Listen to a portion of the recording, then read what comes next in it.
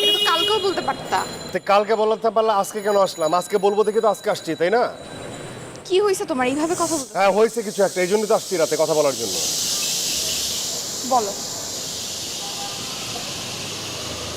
একদম সিম্পল এবং সাধারণ প্রশ্ন, এবং সিম্পল এবং সাধারণভাবে সত্যটা বলবা। তুমি কি আমার লাভ করো, ভালোবাসো? You love me? তোমার কোনো ডাউট আছে? হ্যাঁ ডাউট আছে দেখে জিজ্ঞেস করছি। কি হয়েছে তোমার? হঠাৎ এমন কোশ্চেন করতেছো? এমন কোশ্চেন করতেছি কারণ পিছনে কারণ আছে। ভালোবাসো কি বাসো না এটা বলো।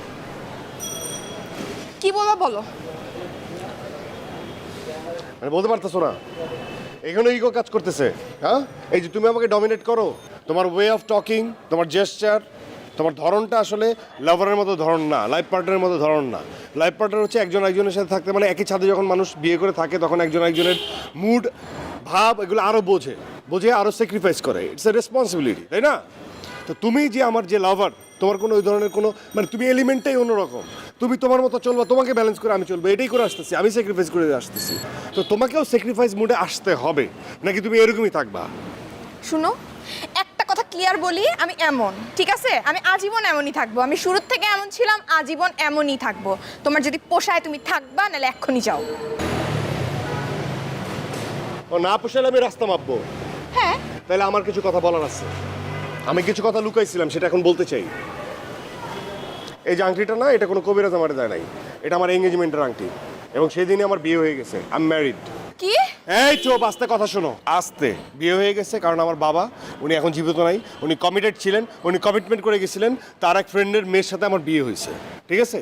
আমার মা অসুস্থ, তাকে আমি কষ্ট দিতে চাই নাই, কিন্তু আমি বিয়েটা করার পরে আমার বউকে আমি কোনো অধিকারও দিই নাই। আমি চাইছি যে ওনাকে আমি সসম্মানে বাসা থেকে বিদায় করে দিব, কারণ আমি তোমাকে লাভ করি, আমি তোমাকে ভালোবাসি। কিন্তু আমার জানাটা খুব দরকার যে তুমি আমাকে ভালোবাসো কি না। তুমি আসলে আমাকে ভালোবাসো না। ফকিন্নির বাচ্চা, ফকিন্নি! তুই আমার সাথে চিট করিস, হ্যাঁ? তুই আমার সাথে কমিটমেন্টে থাইকে তুই আরেকজনকে বিয়ে ওই ফকিন্নি, তুই ফকিন্নি, তোর সাথে চিড়ে করি মানে? তোকে আমি ব্যালেন্স করছি, তোকে আমি লাভ করছি, তোর জন্য আমি স্যাক্রিফাইস করছি, তোর জন্য আমি সব কিছু করছি, আর তুই আমার এখন কমিটমেন্ট বুঝাচ্ছিস না?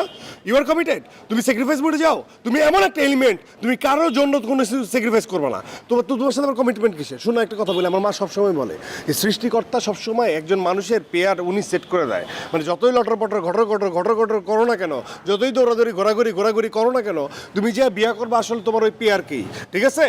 অথবা এটাই হয়েছে। আমার এখন একদম স্পষ্ট মনে হচ্ছে যে ওইটাই হচ্ছে আমার পেয়ার, তুই আমার পেয়ার না।